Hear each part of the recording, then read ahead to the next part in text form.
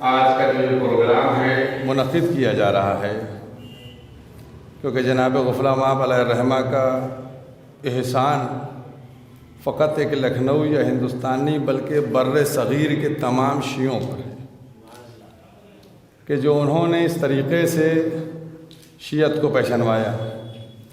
تلاوت کلام پاک سے آغاز ہو چکا ہے، اب ہم بغیر کسی تمہید کے اپنے خاندان کے بزرگ حجت الاسلام عالی جناب مولانا سائم مہدی صاحب قبلہ سے یہ گزارش کریں گے کہ چونکہ وہ ہمارے بزرگ ہیں لہذا اس پروگرام کا افتتاح ان کے کلمات کے ذریعے سے ہو اور وہ جو اپنے تاثرات ہیں وہ بیان فرمائیں۔ اعوذ باللہ السمیع العلیم من الشیطان اللعین الرجیم، بسم اللہ الرحمن الرحیم۔ علماء کرام اور حاضرین، السلام علیکم۔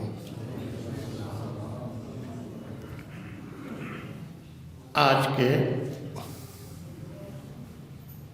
اس پروگرام کے سلسلے میں اگرچہ شب وفات حضرت غفران مآب علیہ الرحمہ ہے،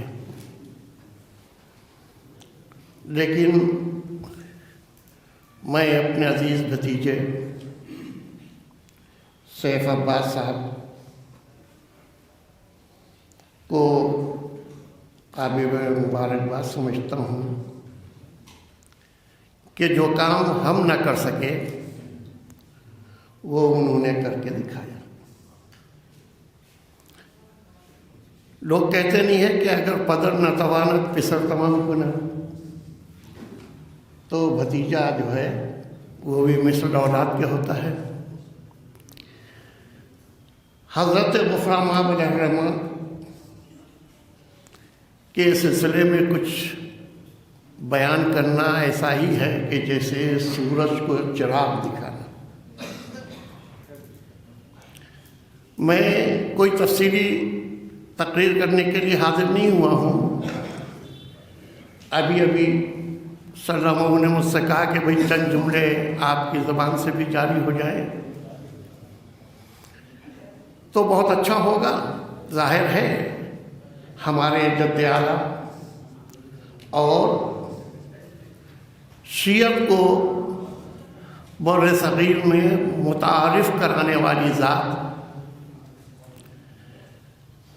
آپ مجھے معاف فرمائیں گے،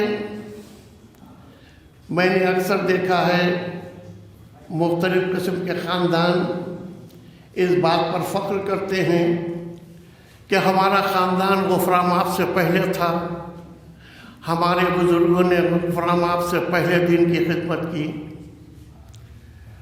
میں اس سلسلے میں ان کو کبھی کوئی جواب نہیں دیتا ہوں، اس لیے کہ میری نظر میں پوری تاریخ اسلام ہے۔ میں نے یہ دیکھا ہے کہ 1,24,000 نبیوں میں 1,23,999 نبیوں نے اللہ کی وحدانیت کا اعلان کیا، دنیا کے سامنے وحدانیت کو بتایا، لیکن تاریخ شاہد ہے کہ جس صورت سے اسلام وابستہ ہوا ذات محمد سے، وہ کسی اور سے وابستہ نہیں ہوا۔ آج جب اسلام کی بات آتی ہے تو لوگ محمد عربی ہی کا نام دیتے ہیں۔ یہ غلام محمد ہونے کے لحاظ سے یہ جملہ کہہ رہا ہوں کہ اگر بر صغیر میں یہ کہا جائے کہ شیعت کو کس نے فروغ دیا، شیعت کی کس نے ترویج کی، نماز جمعہ پہلا کس نے پڑھایا، مسجد پہلی کس نے بنوائی، پہلا امام باڑہ کس نے بنایا، تو دنیا کہنے پر مجبور ہوگی کہ وہ نام آیت اللہ کی عظمیٰ سید دلدار علی غفران مآب کا ہے۔ غفران مآب علیہ الرحمہ کی شخصیت وہ شخصیت ہے کہ جس وقت میں پہلے ہی عرض کر چکا کہ زیادہ تفصیل میں نہیں جانا چاہتا، لیکن تاریخ گواہ ہے، تاریخی شواہد کے پیش نظر یہ جملے کہہ رہا ہوں کہ جس وقت آپ کی ولادت ہوئی ہے اس وقت سے لوگوں نے دیکھا کہ ان کے ولادت کی جگہ وہ کمرہ جو تھا وہ نورانی ہو گیا کہ جس میں ان کی ولادت ہوئی تھی۔ لوگوں نے ان کے والد ماجد جناب سید معین الدین صاحب سے کہا کہ آپ کے یہاں تو کوئی بزرگ شخصیت پیدا ہوئی ہے۔ ظاہر ہے ہم لوگ دیہات کے رہنے والے، یعنی ہمارا اصل وطن جو ہے وہ قصبہ نصیر آباد ضلع رائے بریلی ہے، جہاں پر جناب غفران آپ پیدا ہوئے۔ اس وقت شیعت ضرور تھی، میں اس سے انکار نہیں کر سکتا، شیعت کبھی بھی ختم نہیں ہوئی ہے، لیکن ہمارے یہاں تقیہ جو ہے اس تقیہ کے پیش نظر جو شیعہ تھے وہ اپنے کو ظاہر نہیں کر پاتے تھے کہ ہم شیعہ ہیں۔ مختصراً یہ کہنا چاہ رہا ہوں کہ اس کے بعد جناب غفران آپ جن کے جد اعلیٰ، جن کی نسبت اگر میں یہ کہوں تو غلط نہیں ہوگا کہ ان کا تعلق سبزوار سے، یعنی ایران سے ان کے بزرگ ہندوستان تشریف لائے تھے۔ نتیجہ یہ ہوا کہ غفران آپ پہلے فرنگی محل میں تعلیم حاصل کی، اس وقت ہمارا کوئی مدرسہ تو تھا نہیں۔ اس کے بعد وہ عراق تشریف لے گئے، اور اس کے بعد جب عراق سے تشریف لائے تو آپ نے لکھنؤ کو اپنا مرکز بنایا، اور مرکز بنانے کے بعد تبلیغ کا سلسلہ شروع کیا۔ تاریخ گواہ ہے، شاہان اودھ کی تاریخ کو اٹھا کر آپ دیکھیے، جناب غفران آپ نے سب سے پہلے رابطہ قائم کرنا چاہا آصف الدولہ سے۔ اس وقت وزیر الدولہ، ان کے جو وزیر تھے، ان سے ملاقات ہوئی، اور اس کے بعد پہلا جمعہ جناب غفران آپ نے وزیر الدولہ کے مکان پر پڑھائی۔ اس کے بعد بات کو مختصر کرتا ہوں کہ جناب غفران آپ نے یہ آصفی امام باڑہ جو آپ دیکھ رہے ہیں، یہ جناب غفران آپ ہی کے کہنے کا نتیجہ تھا کہ جو آج بڑے امام باڑے سے نام سے آپ لوگ جانتے ہیں۔ جناب غفران آپ نے جب آصف الدولہ سے کہا کہ دیکھو لوگ عمارتیں تو بہت بناتے ہیں تماشے کے لیے، گھومنے کے لیے، پھرنے کے لیے، لیکن ہم یہ چاہتے ہیں کہ تم ایک ایسی یادگار چیز بناؤ جس سے تمہارے لیے دنیا اور آخرت دونوں میں تمہیں فائدہ پہنچے۔ اس وقت انہیں نے کہا حکم دیجئے، تو جناب غفران آپ نے فرمایا کہ تم ایک امام باڑہ بناؤ، ایک مسجد بناؤ۔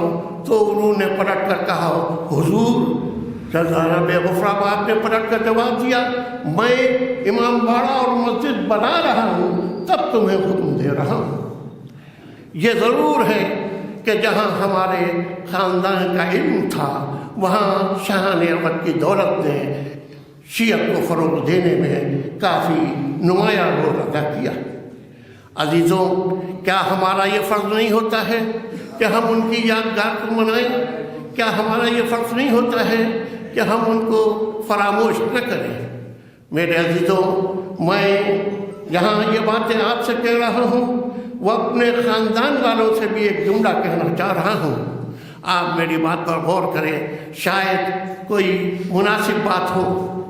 میں نے پوری زندگی اپنے جب بھی ایک فقیر نے اپنا نام کسی کو لکھوایا تو میں نے یہی کہا کہ یہ میرا کریڈٹ ہے، یہ میرا فخر ہے کہ میں آپ کو یہ بتانا چاہ رہا ہوں کہ میں آل غفران آپ ہوں۔ آج آپ دیکھیے لوگ کریڈٹ حاصل کرنے کے لیے کبھی یہ کہتے ہیں کہ میں ندوی ہوں، کوئی میں کہتا ہے میں قاسمی ہوں، لیکن مجھے افسوس کے ساتھ یہ کہنا پڑ رہا ہے کہ آل غفران آپ میں لوگ اپنی شخصیت کو نمایاں کرنے کے لیے آل غفران آپ تک لکھنا مناسب نہیں سمجھتے ہیں۔ تو جب آل غفران آپ لکھنا آپ مناسب نہیں سمجھیں گے تو عوام سے ہم کیا شکایت کریں؟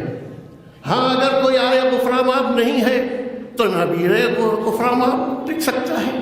یعنی وابستگی کا اعلان کرنا اس بات کی دلیل ہے کہ ہم ان سے وابستہ ہونے پر اپنے لیے فخر محسوس کرتے ہیں، ہماری وابستگی سے ان کو کوئی فائدہ نہیں ہے۔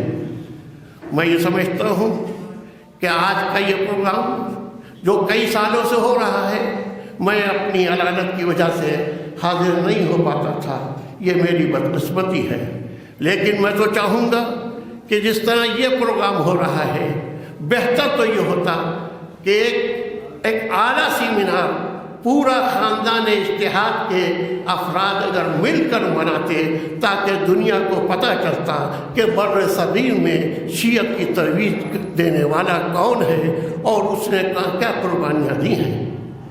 اس کے بعد اگر آپ تاریخ کو اٹھا کر دیکھیں گے تو آپ کو پتہ چلے گا کہ ان کے فرزندوں میں سلطان العلماء سید محمد صاحب قبلہ جو ان کے بڑے فرزند تھے، اس کے بعد سید العلماء مولانا سید علی صاحب جو ان کے بنجے فرزند تھے، سنجے فرزند ان کے جناب مہدی صاحب، اور اس کے بعد ممتاز العلماء جناب سید حسین صاحب قبلہ۔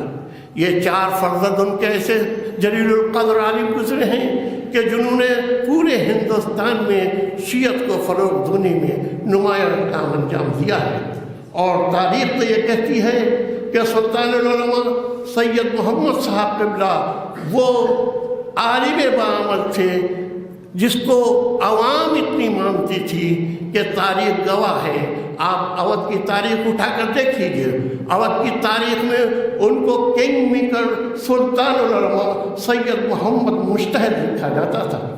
انہی نے 6 بادشاہوں کو تاج پہنایا ہے۔ جس وقت وہ تاج پہنا دیتے تھے اس وقت اودھ والے اس کو حاکم اپنا مانتے تھے اور وہ اس وقت کے مجتہد کو حاکم مانتے تھے۔ اس طرح ہمارے بزرگوں نے بڑے اچھے بڑے نمایاں خدمات انجام دیے۔ آج یہ بات اور ہے کہ زمانے کے انقلاب نے ہم جیسے جاہلوں کو ان سے وابستہ ہونے کا موقع دے دیا۔ ہم کوشش کرتے ہیں کہ کچھ کریں، لیکن زمانہ جو ہے وہ اس کی اجازت نہیں دیتا کہ ہم کچھ خدمت کر سکیں۔ میں آخر میں یہ کہتے ہوئے پھر بات کو تمام کروں گا کہ اللہ تعالیٰ مولانا سیف عباس کو مزید توفیقات عنایت فرمائے کہ وہ اپنے بزرگوں کی یاد کو اسی صورت سے مناتے رہیں۔ والسلام۔